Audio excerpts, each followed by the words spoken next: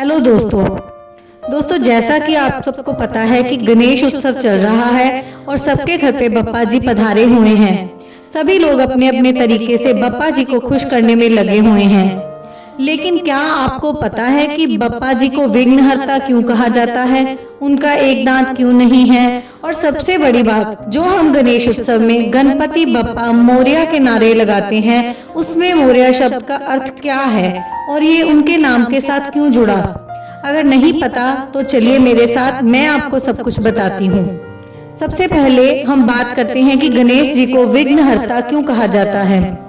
दोस्तों, गणपति जी को खास वरदान मिला था जिसके तहत हर पूजा या शुभ कार्य से पहले उनकी पूजा जरूर होती थी।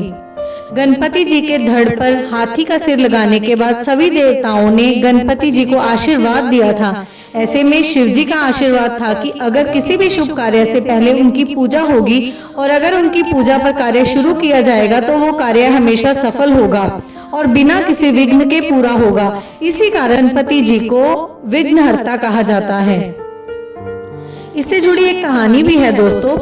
लोक कथा के अनुसार एक बार त्रिपुरासुर को मारने से पहले भगवान शिव जी ने गणेश जी को याद नहीं किया था, तो इसलिए वो त्रिपुरासुर को आसानी से हरा नहीं पा रहे थे। जैसे ही उन्हें ये बात याद आई तो उन्होंने गणपति जी को याद किया और फिर उन्होंने त्रिपुरासुर का वध किया।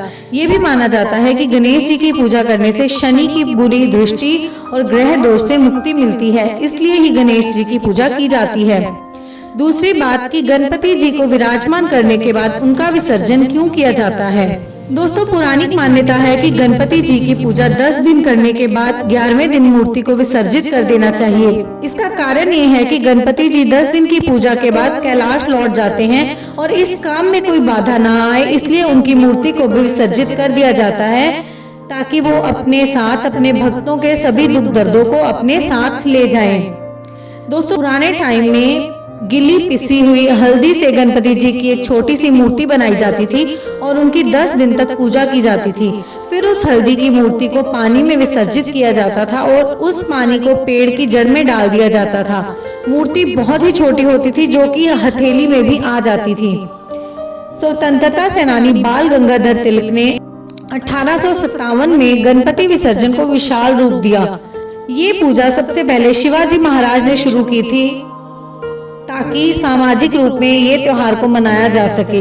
इसके बाद बाल गंगाधर तिलक जी ने इस पूजा को एक विराट रूप दिया ताकि अलग अलग हिंदू समाजों के लोग इकट्ठे हो सकें और इसलिए एक पंडाल में उन्होंने पुणे में ये पूजा की थी और धीरे धीरे इसे देश ने अपना लिया था और ये एक प्रथा बन गई। तब से ही विसर्जन नदी, तालाब और समुद्र में होने लगा।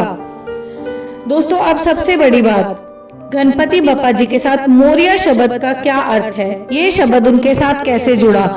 तो कहा जाता है कि गणपति बप्पा मोरया के नारे तो सभी लगाते हैं, लेकिन बहुत कम लोग जानते हैं कि आखिर जिस गणपति बप्पा मोरया का जाप करते रहते हैं उसका मतलब क्या है।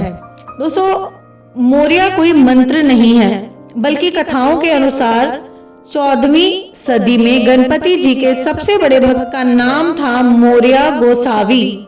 ये कर्नाटक के शालिग्राम गांव से था। कर्नाटक में मोरया की भक्ति को पागलपन कहा जाता था। उसने कर्नाटक छोड़ दिया और पुणे में चिंचवाड़ा में रहने लगा। मान्यताओं के अनुसार उसने सिद्धि हासिल कर ली। मोरया जी के बेटे ने चिंतामणि में एक मंदिर बनवाया जहां उसके पिता ने सिद्धि की थी।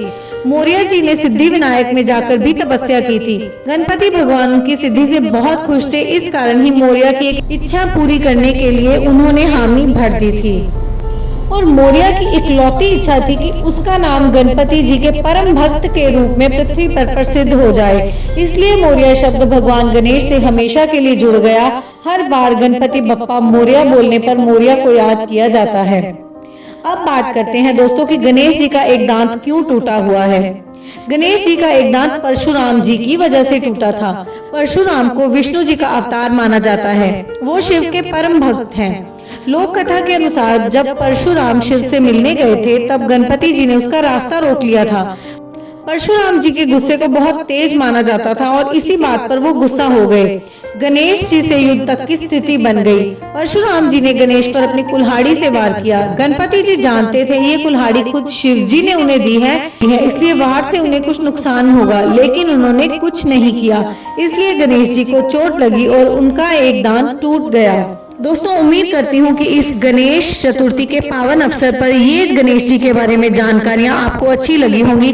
तो कमेंट करके मुझे जरूर बताइए कि इनमें से आप किसी एक के बारे में जानते थे या नहीं। और चैनल पर बने रहिए, इसको सब्सक्राइब कीजिए। ऐसी नई नई अनसुनी कहानियाँ लेकर मैं आती रहती हूँ। तो कल मिलते हैं एक नई कहानी के साथ। तब तक के लिए धन्यवाद।